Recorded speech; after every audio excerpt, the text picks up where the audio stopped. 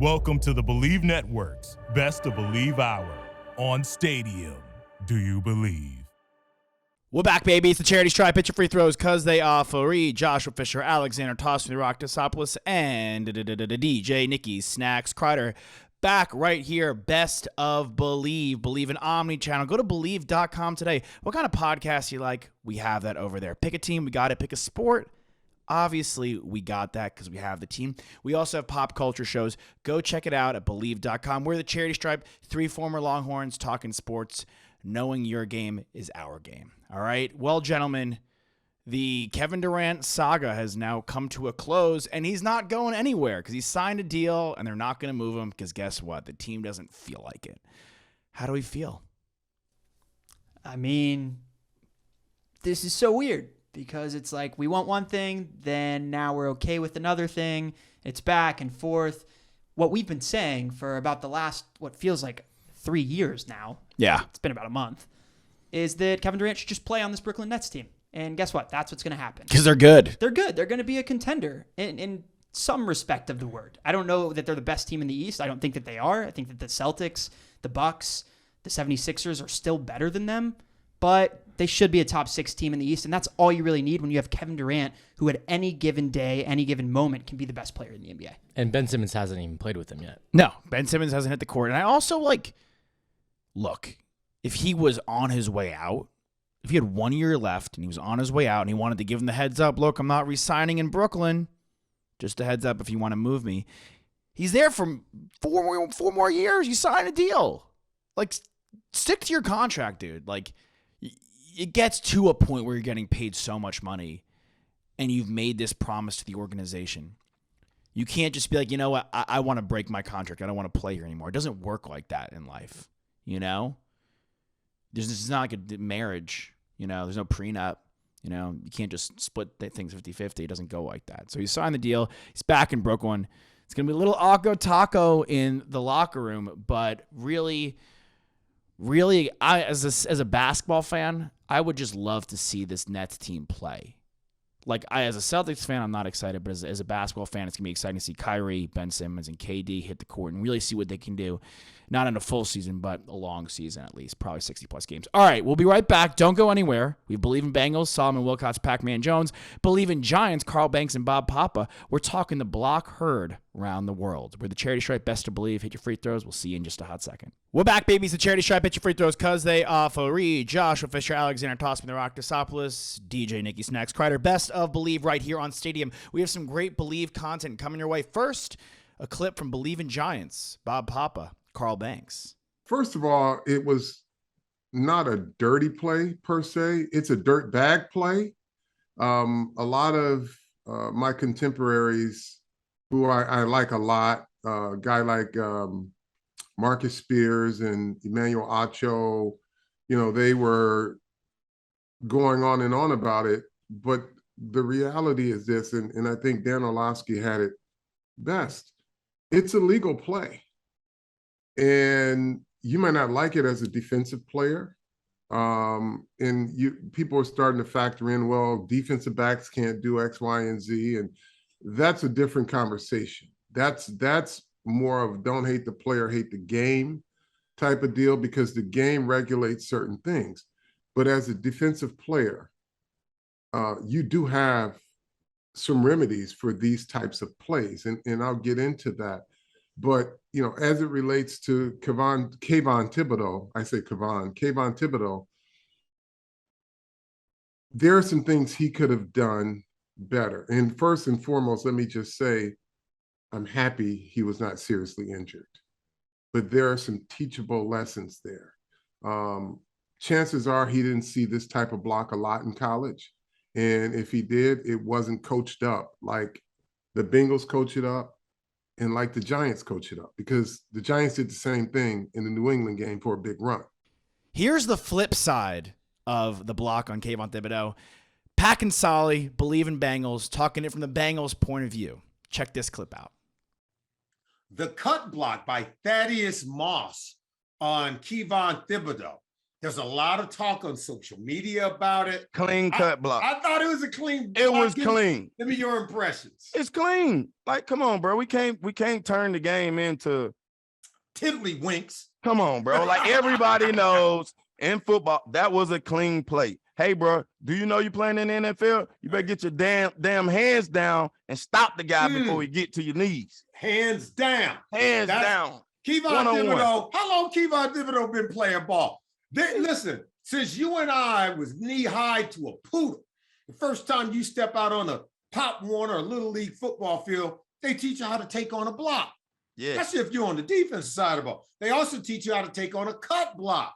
Thaddeus Moss was coming for the kick-out block. He looking at the man right in the face. Right in his eyes. And then went down low on him to cut block. And if you're going to be a pass rusher in the NFL, everybody's going to try to cut block you because your game is a speed game, and they're going to try to do everything to slow you down. So for those people who take it to Twitter and social media and act like this was a dirty block, I got news for you. Read the rule book first, and then ask Kayvon Thibdeaux to be a fundamental football player. Surprise, surprise. Bengals guys are pro Bengals. Giants guys are pro Giants. Whose side are you guys on? Well, I will say, Carl obviously is pro Giants. I think all four of the guys feel the same way in regards to Kayvon and not wanting him to be injured, and I appreciate that.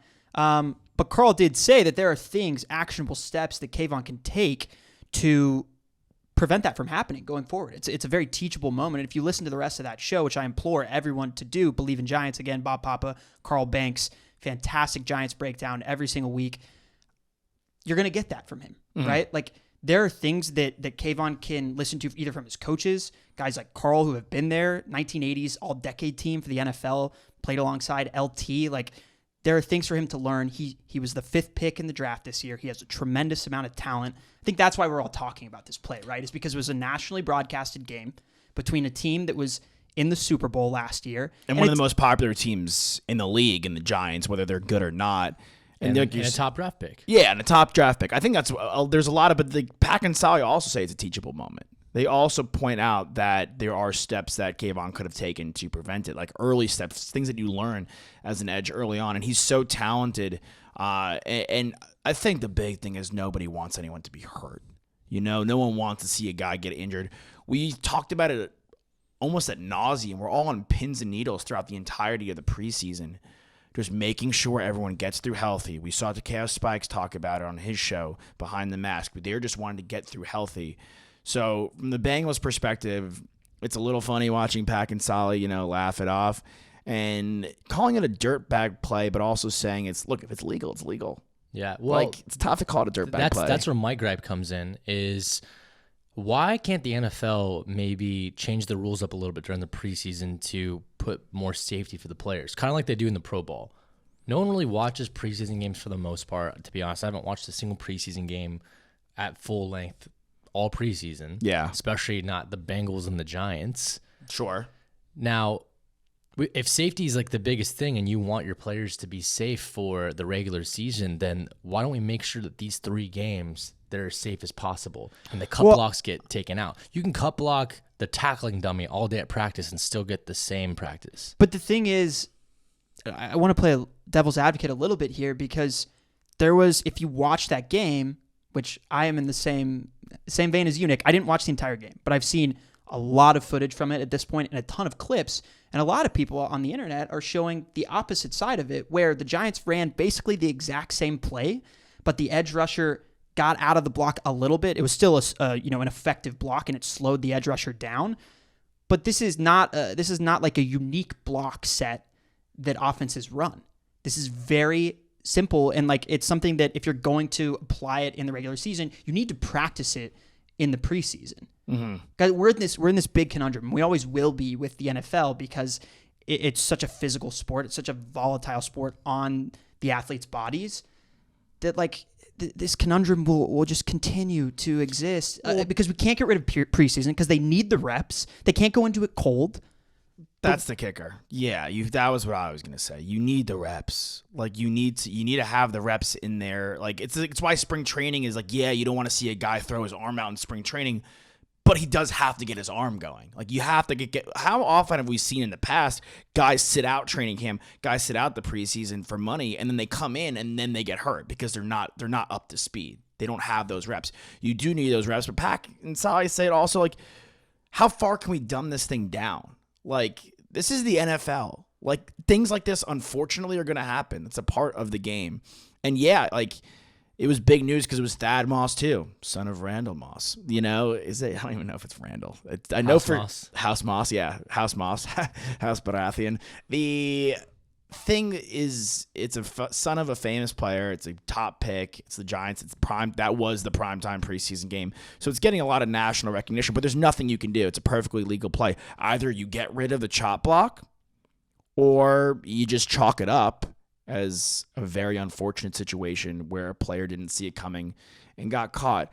I don't think there are any steps, really. It's not like it was a targeting call. Right. Like, if it was targeting and Moss went headhunting and knocked Thibodeaux out like that, which I don't think he'd be able to do.